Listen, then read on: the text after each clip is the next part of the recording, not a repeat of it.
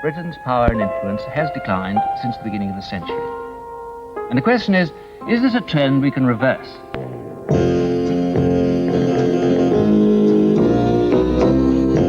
We are concerned with making money. That is what we are trying to do. It's been described as the most beautiful terrace house in London. The abuse of business and financial power. You lied. We shall have a harder Christmas than we have known since the war.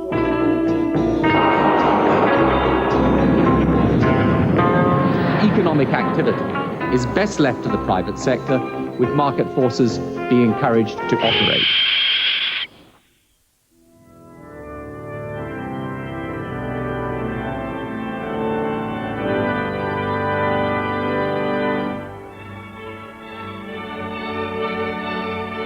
Do solemnly promise and swear to govern the people of the United Kingdom of Great Britain and Northern Ireland, Canada, Australia, New Zealand, the Union of South Africa, Pakistan, and Ceylon, and of your possession, the other territories to any of them belonging or pertaining, according to their respective laws and customs.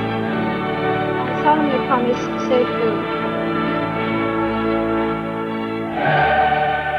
The coronation of Queen Elizabeth II was a triumphant assertion of Britain's power in the world. But it was held in a city that was still ruined from the bombing of 10 years before. Britain had been bankrupted by the war, and many of those clustered around the new Queen knew that it could no longer afford to rule the world.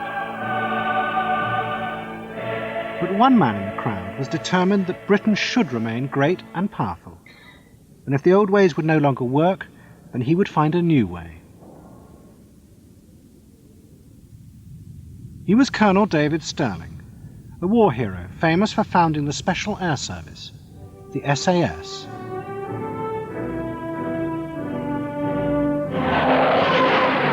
What Stirling would do was to sell to other countries Britain's military power. Britain would supply them with modern weapons and with mercenaries who would fight their wars for them. In return, Britain would become rich again and continue to influence the world.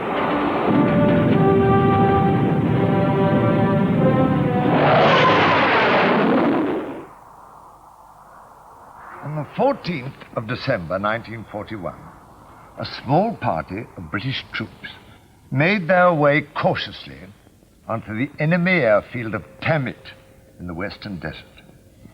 It was a pitch-black night, and they were moving carefully for the very good reason that they were hundreds of miles behind Rommel's front line. And they belonged to an organization called the SAS, Special Air Service.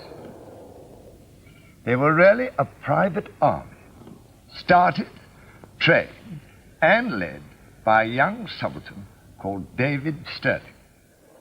David Stirling came from a Scottish aristocratic family. With the SAS, he had invented a new revolutionary way of fighting a war.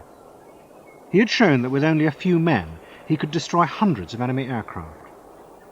To the army commanders, his methods were reckless, but to his supporters, it was a return to a golden age of British heroism.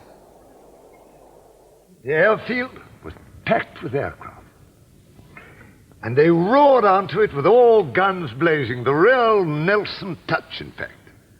Now, the only way that I can bring this alive for you is by a demonstration which I've fixed up on this model for you to see what happened. Most of them had beards. A lot of them wore bandana handkerchiefs. They must have looked very like 18th century pirates.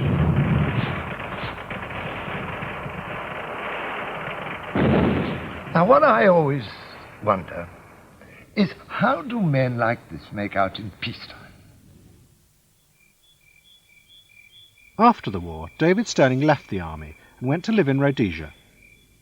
Like many returning servicemen, he found post-war Britain drab and depressed. Stirling also believed that his duty was to help maintain Britain's empire. It was what he, like so many others, had fought to preserve. He believed that he had that's the sort of thing that families like mine believed anyway, until fairly recently, probably. I mean, that you were powerful, that your birth gave you the right to power, but also gave you very great responsibilities for looking after the people who lived on the place or worked on the place. It's just in the blood, I think, too. You know, it's a birth thing. It's a birth thing. The British do not give independence or freedom to anybody on the platter.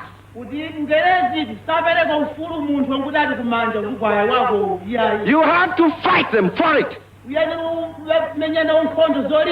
You must be prepared to go to prison, to face imprisonment or even death itself. They do not give it to you as a present. In the 1950s, black nationalism spread through Africa. To try and stop it, Stirling set up his own political party called Capricorn Africa. He proposed an alternative form of power sharing where people like himself would civilize the black majority. It attracted wide support among the white middle-class settlers, but it was firmly rejected by politicians in London.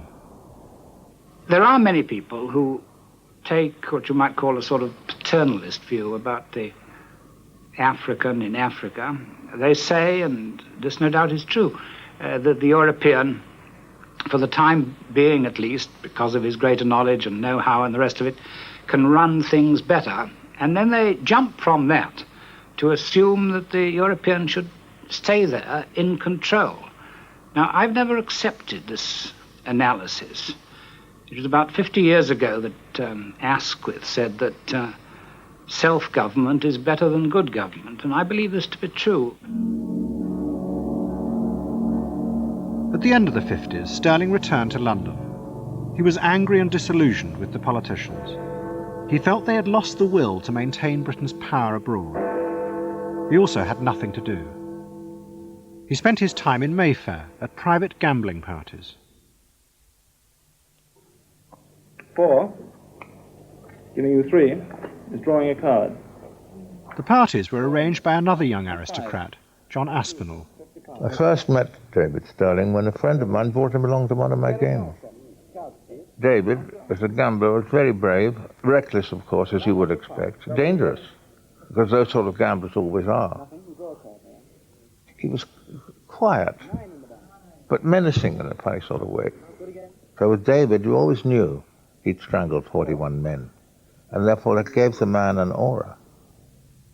One wondered how many throats he'd slit.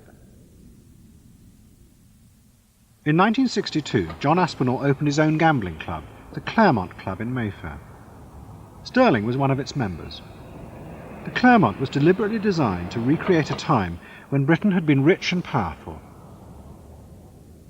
I think it's been described as the most beautiful terrace house in London, built between 1742 and 1744 by William Kent, at that time the royal architect, for Prince Freddie of Wales, who would have been King of England if he'd lived, but he died, I think, at the age of 39, for his mistress, the beautiful Isabella Finch Hatton.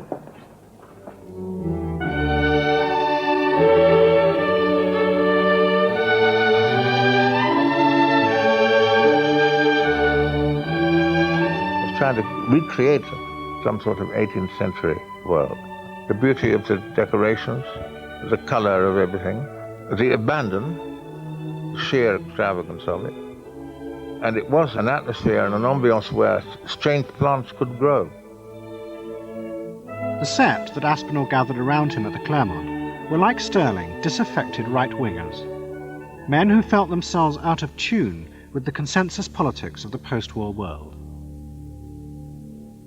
They included James Goldsmith, a playboy and ferocious gambler who was to become a close friend of Stirling's. The tycoon Tiny Rowland, who Stirling already knew from his time in Africa. Lord Lucan, a descendant of the man who had led the charge of the Light Brigade, and Jim Slater, the takeover tycoon and asset stripper who ran the notorious Slater Walker. What united all these men was a belief in decisive, reckless action. It was this, they believed, that had made Britain great, not moderate post-war governments. Some people actually seek risk, and they put themselves at risk voluntarily. And I think this is a spirit that is to be admired. I think it's the spirit that built the prosperity that everybody in this country is enjoying today. It was created by adventurers, by merchant adventurers, by pirates, if you like Morgan and Drake. Then, an event occurred in the Middle East which gave Stirling the chance to try and reassert Britain's power abroad, but in a new, different way.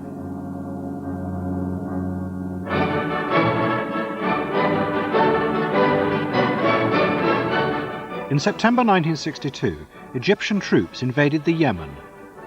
They went in to support a military coup against the ruling imam. The invasion terrified the West because President Nasser of Egypt was backed by the Soviet Union, and he now threatened the oil fields of Saudi Arabia. We have our troops there. We minimize the number of our troops. It depends about the attitude of Saudi Arabia, because if we leave Yemen now without agreement, they will try to return the imam back to Yemen. We'll stay there until we reach agreement with Saudi Arabia. How long do you think this is going to be? I don't know. We are ready to stay there for 10 years.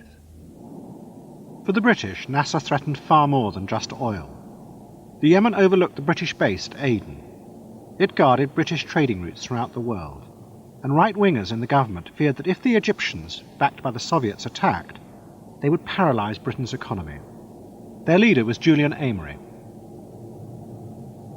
The prosperity of our people rests really on oil of the Persian Gulf, the rubber and tin of Malaya, and the gold, copper, and precious metals of South and Central Africa. As long as we have access to these, as long as we can realize the investments we have there, as long as we can trade with this part of the world, we shall be prosperous. If the communists were to take them over, we would lose the lot. Governments like Colonel Nasser's in Egypt are just as dangerous. David Stirling was a close friend of Julian Amery's, and together they were determined to find a way to stop Nasser. But Nasser had humiliated Britain once before at Suez, and they knew the British government would do nothing officially to stop him. They had neither the will nor the money. Stirling and Amery had dinner with the Foreign Secretary, Alec Douglas Hume, at White's Club in St James's. They proposed a plan. A group of ex-SAS men would mount an operation to fight the Egyptians, but they would do it privately. In this particular time, we're talking about in the 60s, British governments had lost the will, in some ways, to engage in this sort of operation. There was a great need for stability. There was change taking place all around. Revolutions, coups, and we could do something which the British government no longer had the will to do, helping to get rid of a foreign power in the Yemen. So it was logical for private enterprise to pick up this particular challenge. And particularly as we felt it was very important for British national interests. The British government agreed to the idea. Stirling would help to organise a private war in the Yemen, but they wouldn't have to pay for it, and no one would ever know they were involved. But Stirling's team now had to find the money for both men and weapons. In secret, a member of the team flew to Saudi Arabia. Stirling already knew Prince Faisal, the most powerful of the king's sons. Faisal was terrified that Nasser would invade his country next, and agreed to the British idea. The Saudis would pay for the war.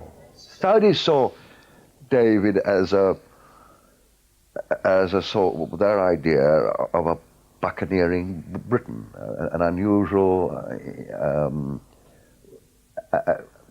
who talked to them as if he was almost an Arab. He didn't speak a word, or except for sort of localized Arabic. I don't think he knew any sort of pidgin Arabic. But he talked to them as they understood him and respected him. The Saudis' use of Sterling was nothing but an expression of need. They needed his services. They didn't have anybody with his expertise. They didn't have anybody of his stature and ability. That is very, very simple. In his case, I think to say that he was a mercenary is to sell him short. He was a mercenary, and simultaneously he was an extension of British policy. He wasn't doing anything illegal. This government knew about it and approved it. And therefore he was sort of a merger between a mercenary and a Lawrence of Arabia, if you wish. You know, he brought these two things together, the romantic adventurer and the modern-day mercenary came together in the person of Sterling. The Saudis agreed to pay for the British mercenaries and also to smuggle weapons into the Yemen. The man in charge of the weapons would be a young trader, Adnan Khashoggi. Khashoggi found the weapons that Sterling's team needed from Britain and America, hundreds of rifles and machine guns left over from the Second World War. They were not the type of arms they could get from their usual sources. They needed specialist arms of mountain warfare, guerrilla warfare, and things like that. That, of course, signaled the emergence of Khashoggi as an arms dealer. His first arms deal, Adnan Khashoggi, his first arms deal had to do with the war in Yemen. The other problem was to find the men. Sterling set about tracking down his old comrades from the SAS, but who had now left the regiment. He said, "You'll be leading a very small party and you will have professional soldiers with you," indicating that I was going to take professional SAS men in with me. But this was not an SAS operation? No. What was it?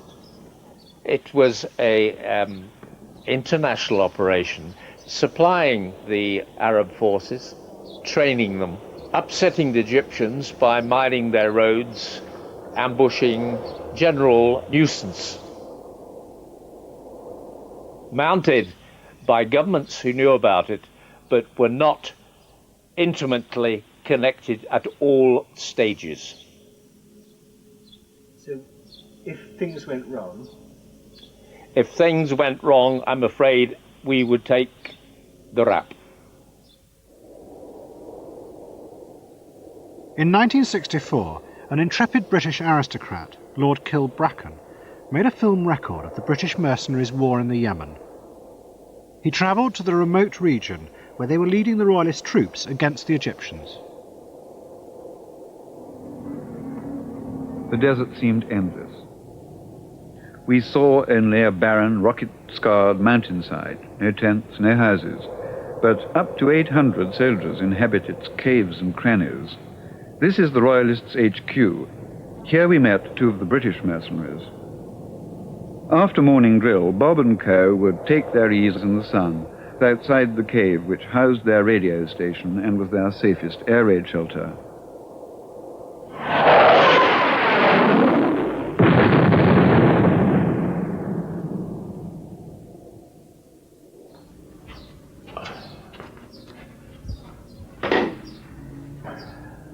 That photograph was taken at about 8,000 foot above sea level. One had to be disguised, otherwise the information would get back and the Egyptians would come and bomb you. Parts of out and out war, mortaring and shooting up of their convoys. The capital was completely cut off from Hodeidah, their supply route from the sea. And we kept the Egyptians really tied down, and at one stage were completely running the country. If the tribesmen were properly led, which is always terribly difficult, and properly directed, then we, with a small force, we could achieve a great success against a conscript army who didn't really want to be in the Yemen in the first place.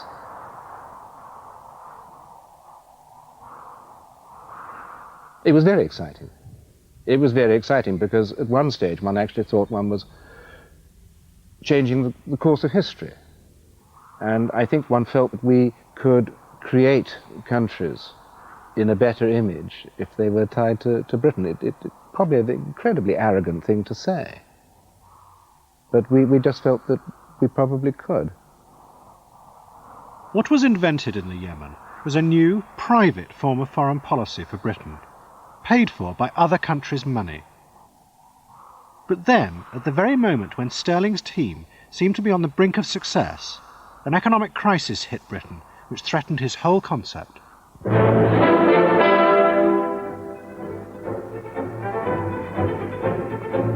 In 1964, a new Labour government was elected. Almost immediately there was a run on the pound.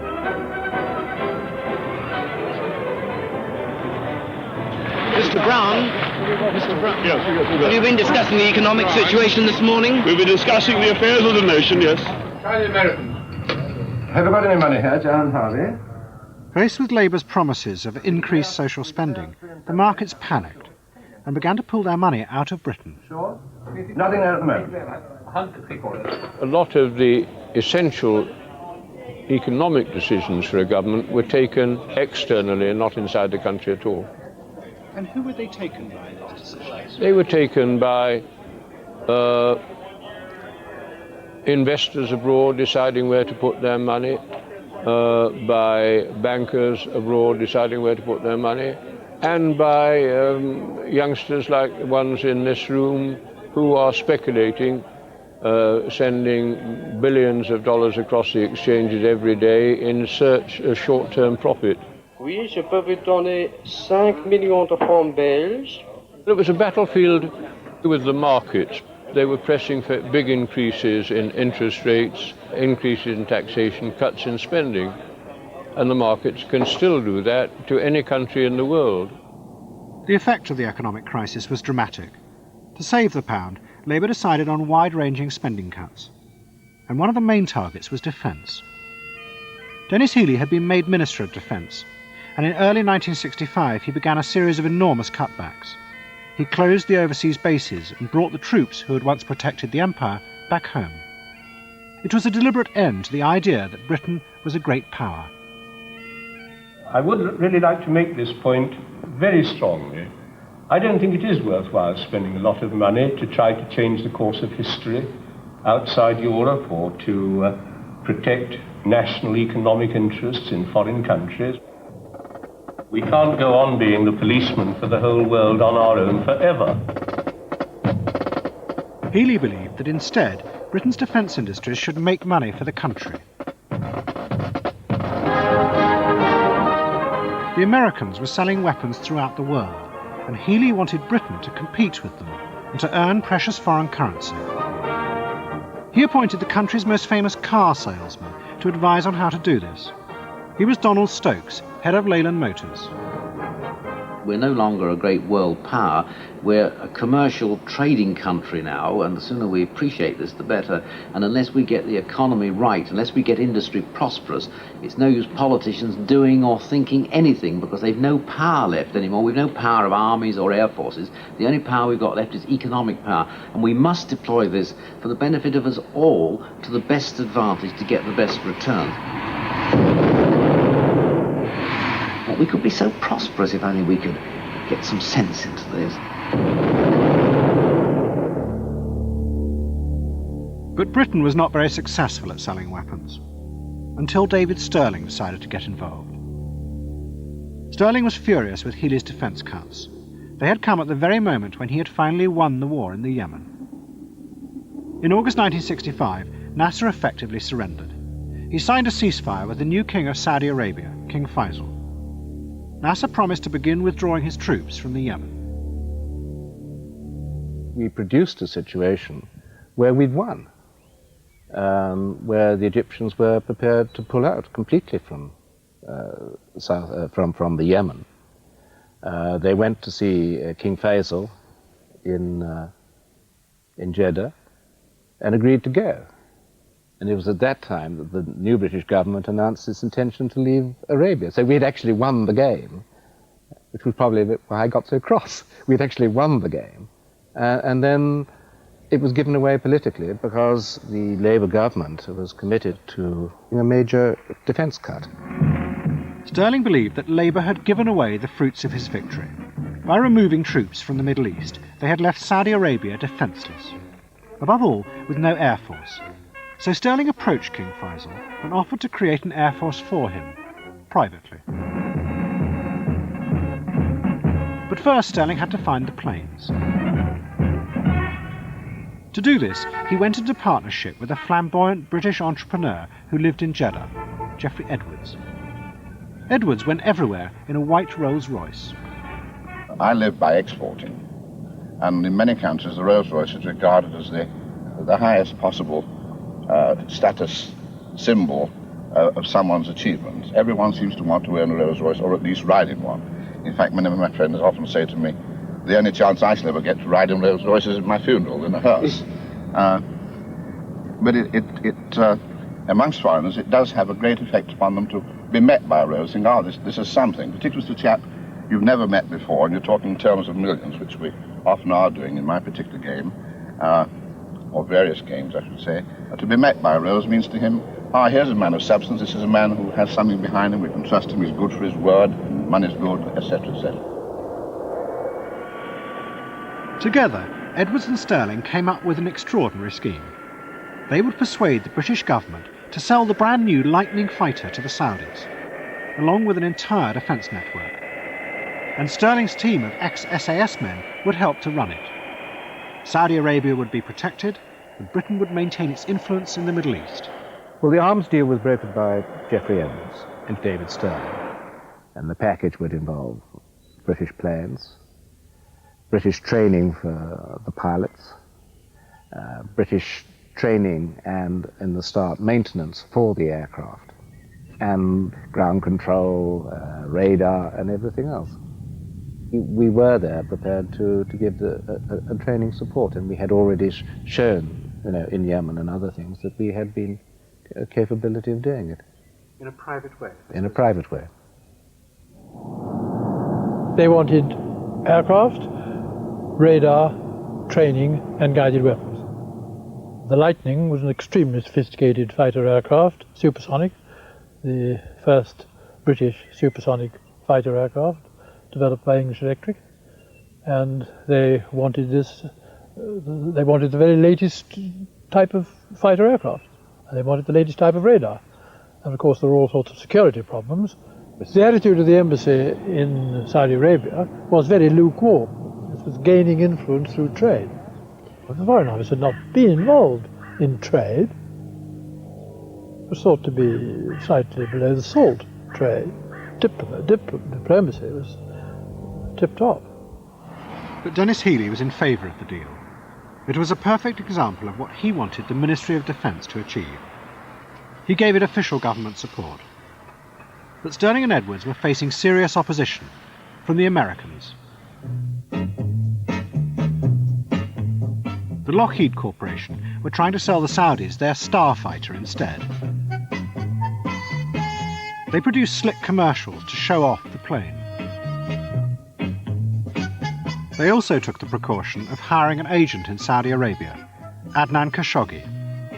He told Lockheed that the only way to win the deal was to bribe the Saudi government. 10 years later, in a Senate investigation, Lockheed's chairman admitted what had happened. I'd like to ask Mr. Cowden this question. Did Mr. Khashoggi inform you personally that if Lockheed was to obtain contracts in Saudi Arabia, public officials there in a position of influence would have to be paid off? The answer to the question is yes. He has told me on several occasions that it was necessary for him to make payments to Saudi officials, government officials. Stirling and Edwards told the British government they would have to do the same as the Americans, pay commission to their agents in King Faisal's entourage. If they didn't, Britain would lose the deal. Did you pay commissions to get this deal? We paid commissions to our agents, yes. Did you think that was wrong? No. The agent lays out a lot of his own money, and if the deal doesn't go through, he loses his money. On that basis, I think it's a fair way of working. I knew some of the things that went on in Saudi Arabia, of course, that payments were made to people. I would not call them bribes, they were payments a cut on the deal for people who were involved in it, and that was the custom of the country. They have different ethical standards to ourselves. For instance, people in Saudi Arabia have lots of different wives. We don't have that in this country, but it isn't a good reason for not doing, for failing to do business with them. When the British government accepted the principle of commissions being paid, it was looking the other way on an act of corruption. They knew this was corruption, but they thought of it in terms of this is Middle East corruption. This is the way things are done in the Middle East. And I would have dared anyone at the time to tell Sterling that he was not behaving honorably. He believed he was behaving honorably. You could accuse him of a certain level of naivety, but you could not doubt his honor in terms of serving the purposes of Britain. But the activity is, by nature, corrupt. In December 1965, the Saudis announced they would buy the British planes. The bribes had worked. It was the biggest export deal in Britain's history, and King Faisal came on a state visit to celebrate it. It was also the beginning of the modern arms trade with the Middle East, which has grown to dominate Britain's economy. And from it also came a much wider commercial relationship with Saudi Arabia. It gave us a great leverage in. It brought a lot of Britons in at a time when there were very, very few, and a lot of things came along as byproducts of this particular deal. Deals for hospitals, deals for all sorts of things, deals for building roads, deals for building palaces, deals for building airfields. It all came as a byproduct, a major, major, major byproduct. So this £100 million arms sale came to be worth billions in terms of trade for Britain, and also it maintained our influence there to this present day.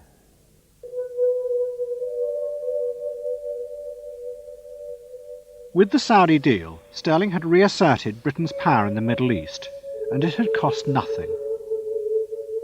But it was only the start. As the limits of Britain's official power in the world became ever more clear, Sterling found other ways to secretly influence the policies of other countries. And again, he would run it as a business.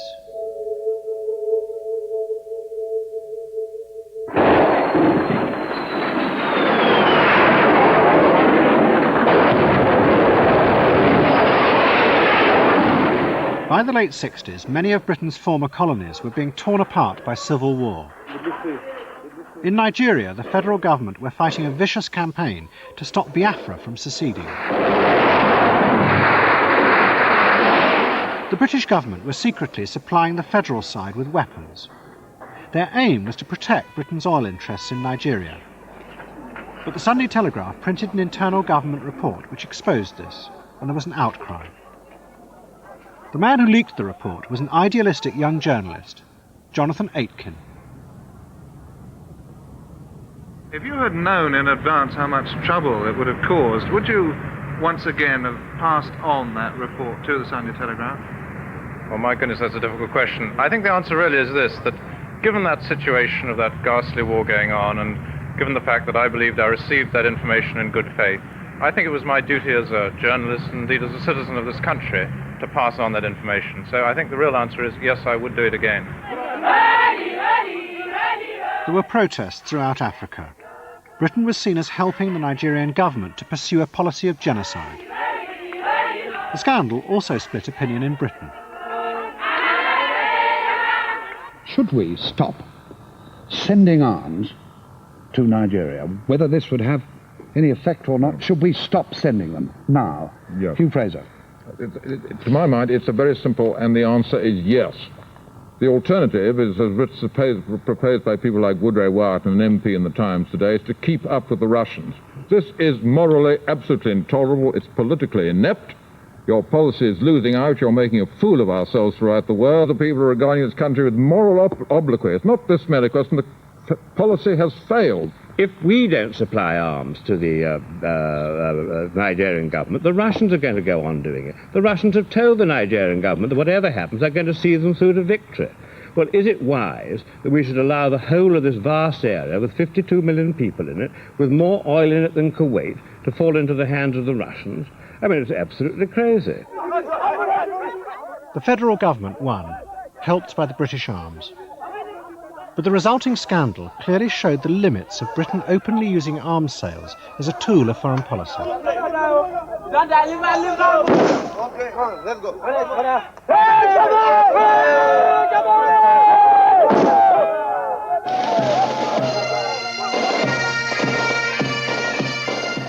As coups and civil wars spread through the Third World, Stirling was determined to find a subtler way to maintain Britain's influence in the world.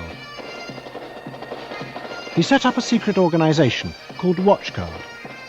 Its job was to provide African and Middle Eastern leaders with a private army of British mercenaries. They would prevent the leaders that Stirling approved of from being overthrown.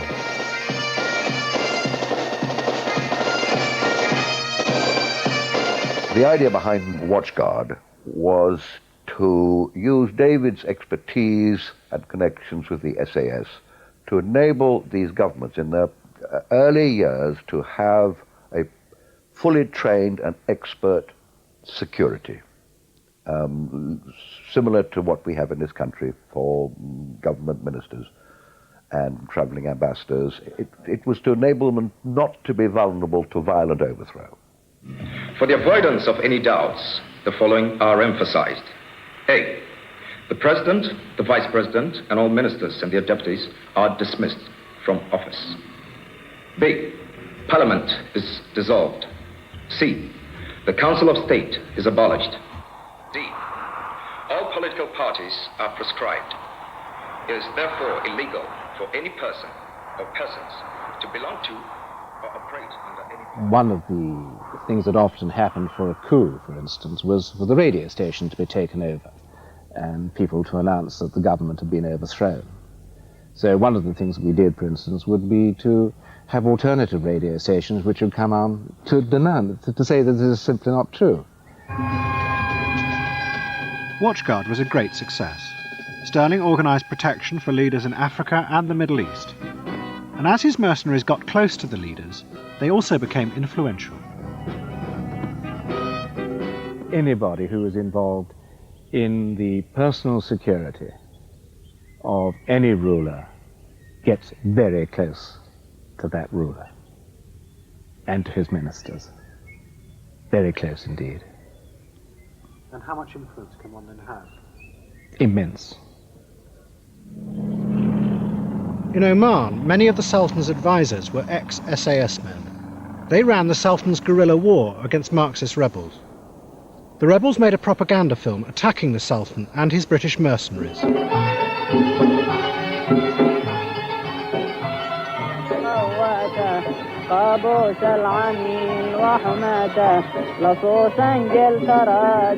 But the British won. Militarily, how secure is Oman now? Militarily, totally secure.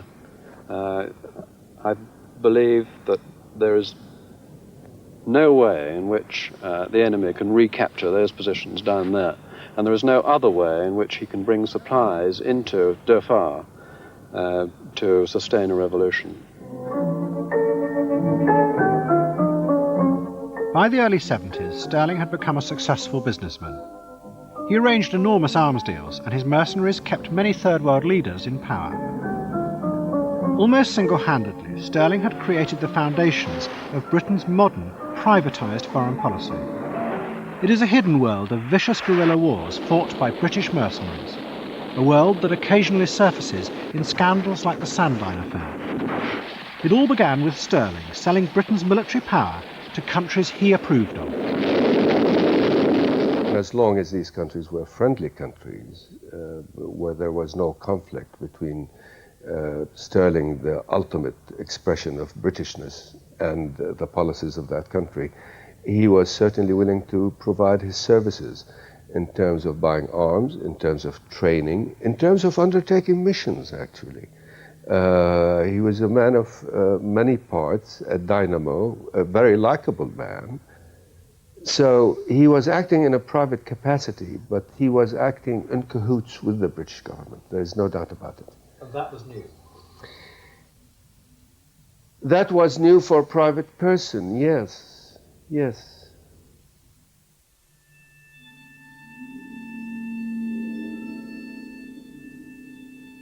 But then, in the early 70s, Stirling had a terrible car crash in the Scottish Highlands.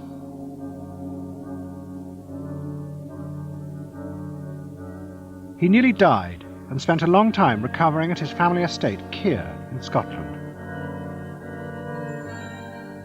Stirling was forced to give up all his mercenary activities and his arms dealing. He went into semi-retirement. His crusade to keep Britain powerful seemed to be over.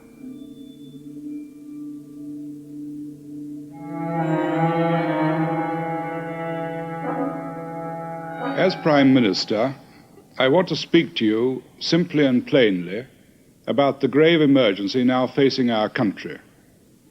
In the House of Commons this afternoon, I announced more severe restrictions on the use of electricity. We are limiting the use of electricity to 3 days a week. The reason why is quite simple. The problem of the supply of oil and the problem of the rise in the price of oil. Jobs will be in danger and take-home pay will be less. In terms of comfort, we shall have a harder Christmas than we have known since the war. The price of oil had been massively increased as a result of the Arab-Israeli war. The oil-producing states, led by King Faisal of Saudi Arabia, were furious at American support for Israel. Their action had catastrophic effects on the Western economies. Doesn't this new massive increase in the price of oil mean a change in the world balance of power between the developing nations like you, the producers, and us, the developed industrialized nations? Yes, it will. And what do you think arises from that? Well, a new type of relationship. You have to adjust yourself to the new circumstances. And I think you have to sit down and talk seriously with us about this new era. In 1974, David Stirling came back to Mayfair. He found it completely transformed. It had become the social centre for the oil-rich Arabs, and the Claremont Club had changed too. It had been taken over by the Playboy organisation, and they allowed Arabs in for the first time. When I took over at the Claremont Club, Arabs had been excluded from the Claremont. And we opened the doors to them, the very rich Arabs who were gamblers. And that made the club. I was able to pay for the club in 6 months. We sort of maintained the exclusivity by only inviting those Arabs who were big gamblers to join the Claremont too. Again, it's what one brings to the table. Arabs knew that they were mixing with the likes of British aristocracy, and their passport was money. The Arabs had their money. The English, maybe that Claremont crowd, felt they had their aristocracy, their lineage, their sheer snobbery. They knew the Arabs would have loved to have been part of it, and they could pay the price. There's nothing new here. I mean, we had aristocracy marrying heiresses, American heiresses, to bring money to the families. This is nothing new, but it was blatant in the 70s. It was in their faces. One has to say, putting it as tastefully as one possibly can, that I think some of them are a little unfamiliar with the Western lavatory. I mean, I can understand that if you walk in and you haven't seen one before, it does look a very strange and unsympathetic object. And quite obviously, rather than using it, an awful lot of them have preferred to use the floor. And unfortunately, without clearing up some of the mess over a long period. What has been the result of that in the flats? Well, its main unpleasantness has been the smell, which has come up the ventilating shafts with such ferocity on some afternoons that we haven't been able to go into the bathrooms. I mean, I must say that the aroma of Levantine remains will be with me to the day I drop. The other effect of the oil price rise on Britain was industrial chaos. Government attempts to hold down wages led to violent strikes. To Sterling, it seemed as if the country he had fought to keep great was now collapsing from inside. So as a man of action, he decided he was going to do something about it. He felt that the country was getting out of control, that again stability of this country was now really threatened. He felt that the extreme unions were very dangerous, that there was a sort of possibility of undemocratic action taking place in this country. And he felt that this was a time for planning a contingency operation to stop this happening. David Stirling returned to his traditional recruiting ground, the clubs of Mayfair. He formed an organisation called Great Britain 75. It was a group of military men, many of them ex-SAS. They planned to take over the running of Britain if the strikes led to the collapse of civil order. If a political strike is going to cause the country and the economy irreversible damage, we're there to come in and help to avoid that occurring. And we also believe that if we didn't exist and the left-wing activists create this situation of this general strike, which would result in the surge being out in the streets within a few hours in certain areas. And we believe that government would be unable to negotiate under that sort of duress. You talk about patriotism, but surely your organisation is an indication that you haven't got much faith in government to deal with the situation. I've got awfully little faith in the present situation of Parliament as a whole, whether it's Conservative or Socialist. If we had that faith, and we thought that the government could deal with this handful of left-wing activists, there'd be no need for our existence. All those in favour of that procedure, please show. Stirling also formed a secret organisation within the trades union movement itself. It's not carried. Its job was to fight and undermine the left-wing union leaders. Let's have some quiet, will you? It's quite out of order. People to interrupt the way. One of Stirling's main supporters was Kate Lazinska of the Civil and Public Servants Association. What David Stirling was really concerned about was the threat of communist infiltration, not only within the trade union movement, but in other elements that mattered in this country. And what did he set out to do? He set out to create, if you like, a group of people who understood what was happening and would fight and do something about it. Experienced over... Kate, I must tell you that if you do not leave the rostrum...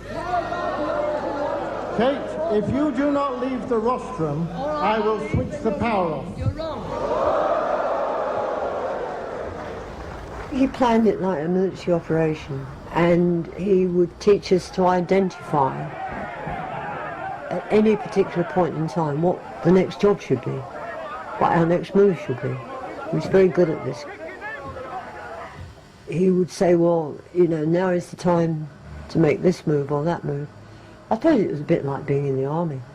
Much of the money to fund Stirling's operations came from his friend at the Claremont Club, James Goldsmith. Like Stirling, Goldsmith believed that politicians no longer had the power to control Britain. It should be done instead by men trained in what he called executive action. Let's make it quite clear that if you take a nation which is one of the most prosperous, one of the finest, one of the most dominant, one of the most influential in the world, and turn it in 20 years into a relative pauper of Europe, an invalid of the world, everything has to be wrong and everybody is to blame.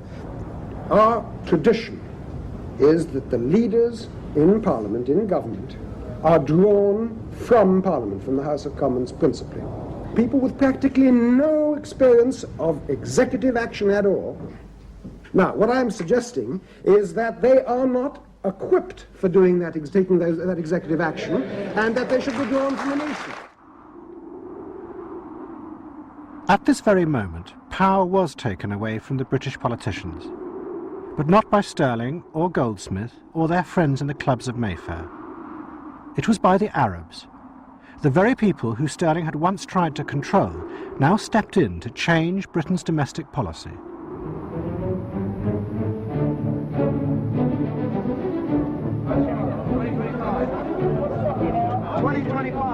In early 1976, the markets started to panic about Britain's economy. Foreign investors started to withdraw their money, and the pound slid dramatically. This crisis was far greater than Britain had ever experienced before, because the markets were now so much more powerful. And the reason was Arab oil money. The power of the markets had increased because of the explosion in oil prices, which meant that the Arab countries particularly, which produced the oil in the Middle East and had no way of spending it internally because they had very small populations, had to find somewhere to put it abroad where it would earn as much as possible through high interest rates and of course increase in value through appreciation. And this totally transformed the international financial climate, and that meant that a lot of the essential economic decisions for a government were taken externally and not inside the country at all. It dropped 100 points. We don't know why. It just dropped 100 points when everything else was staying steady. Through the summer of 1976, Arab oil money continued to leave London. The heads of Arab banks now became powerful figures. They appeared on British television and explained what the government would have to do to save both itself and the country.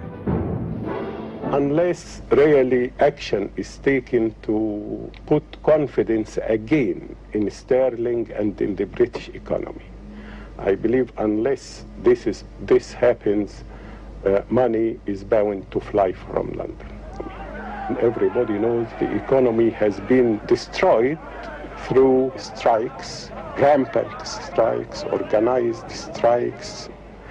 I feel that the position is so serious now that we should, that you should consider a sort of a coalition government where actions should be taken for the interest of the economy of the country, regardless of what effect they will have, because this, in the long run, is in the interest of the public in general.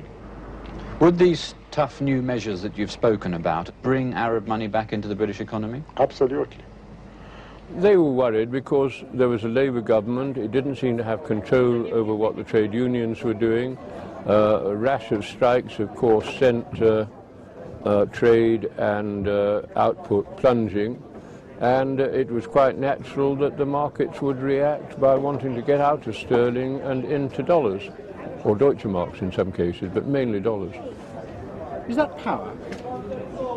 Well, yes, it is, but there are a million ways of defining power, but if power is the ability to produce changes in the behavior of other people, then of course the markets do have very strong power, and the markets did compel me to change policy. Denis Healey began a series of savage cuts in public expenditure. It was the only way, he believed, for Britain to get a loan from the IMF and avoid bankruptcy. But it was clear to many in his party that he had given away control of the economy to the markets. I'm going to negotiate with the IMF on the basis of our existing policies, not changes in policies. And I need your support to do it. But when I say existing policies, I mean things we don't like as well as things we do like. It means sticking to the very painful cuts in public expenditure on which the government's already decided. That's what it means, and that's what I'm asking for. That's what I'm going to negotiate for, and I ask the conference to support me in that task.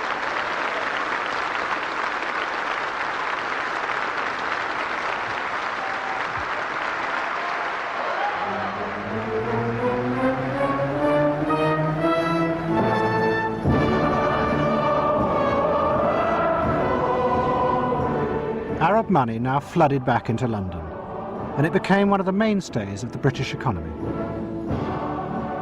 Much of it went to buy arms.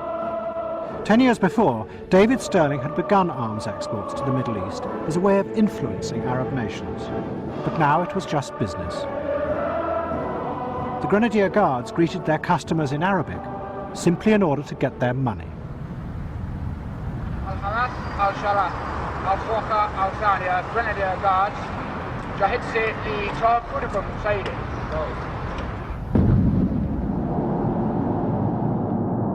The process that Sterling and people like him became cynical. It became, we're going back to see the Saudis because we want part of this big money they're hoarding back. How dare they, amass so much wealth? So it wasn't the same romantic idea. How is business at the moment? What sort of deals are you pulling off? Well, very good at the moment. I think that there's an enormous amount of business in the world. We've signed a number of deals in the Middle East, for instance, in the area of 700 million, another one for 200 million. Deals in the offing, which could add up to 1,000 million. And I think it's part of our natural courtesy to these people to make sure that they have a very pleasant stay in Britain, then they might actually buy from us. If you went to one of Mayfair's hotels in the middle 70s and sat in the lobby, you would be surrounded by mixed groups of people huddling over paper, trying to exchange information about some kind of a deal in the making, mostly whispering, because it always involved commissions. Doing this, exchanging specifications, getting secret tips of how to handle it, telling somebody, we have the approval of the cabinet. And this is where corporate corruption in the UK started. And this is where the corruption of people in government also started. They started paying members of the government commission to facilitate the deal itself. And so we've gone full circle. By looking the other way and sanctioning corruption, corruption has eventually come back to infect the institutions of this country. David Sterling finally retired for good, but not to his family castle. Because of debts, his family were forced to sell it to an Arab businessman. Sterling's mercenaries returned home after 20 years of trying to keep Britain powerful. The country they came back to was very different from the one they had left. I found a rather sad Britain in many ways. I found corruption creeping in more and more in government, in local government, and in private life. And I must admit that I wasn't very happy with what I saw. So in many ways, the Britain that I had been projecting in the Middle East and in Africa and in the Far East was not the Britain which really existed. And I found that very sad.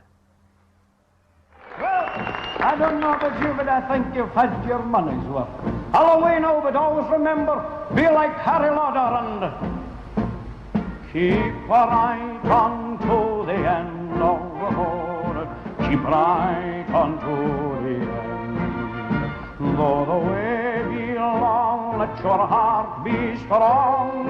Keep right on around the bend. And though you're tired and weary, still journey on till you come to your happy. Cock a snook at Your Life Insurance and join Ray Mears and Michael Palin for Adventure Night on UK TV documentary in a moment. Next here on History, find out what the Stuarts did for us.